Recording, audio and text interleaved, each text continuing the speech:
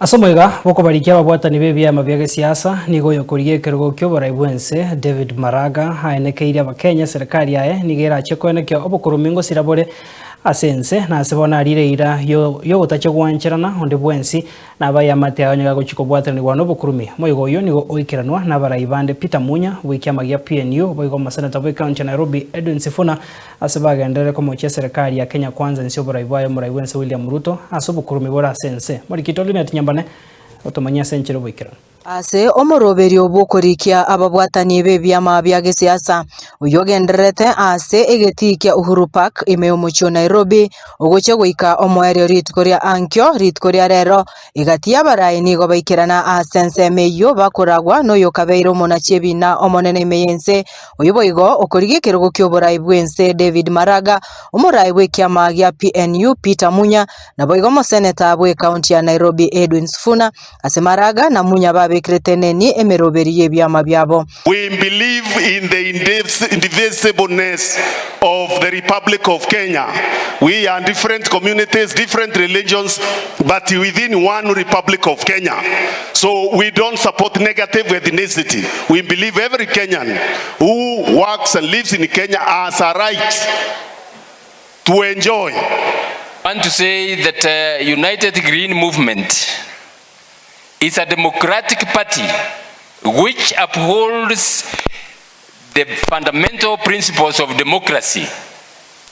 Accountability comes top on that, transparency, integrity, and all the other values, particularly those enshrined in Article 6 and Chapter 6 and Article 10 of our Constitution. Preservation of our environment. That's why we are green. Named Party of National Unity, to continue reminding ourselves that building a nation, a united nation, is also a national project. So one of our projects is to continue building a united republic called Kenya. Abarayabo nigo bamochirie serikali ya Kenya kwanza asebatebire nigebwato Bokurumi obonge aseboigo batebire ebikore by'abantu gusirana gochererwa nigo byabeire binge asobora iborororo korenganirwa n'obora ibwaita. Anybody who is going to take leadership of this country and not coming out clearly and firmly on how he is going to deal with the issue of leadership, the Wananchi are not keen. The Wananchi are keen on stopping the looting of public resources, which is going on with abandon. On the end of abductions and extrajudicial killings of young people. Just yesterday, one of the people here was telling me somebody was being abducted. They have killed over 20 people, young people, since we signed this MOU. So tomorrow, Madam Agnes Zani, we don't want stories. And therefore, when we hear leaders of this country giving illegal orders for young people to be shot, abductions that are encouraged by the state, young people being disappeared, all those things that are outside the law, criminality that is sponsored by the state, we abhor that and we fight against that. Maraga nigobono arireira buna abakenya kubarachi komochora buna omurai bwense asobochori bore busyo nigaguchia gusibia Obokurumi boreo imeyense aseboigo aruroko bore guchia sabasae wesokia na gokonya ense ya Kenya kurwa ase Obokurumi.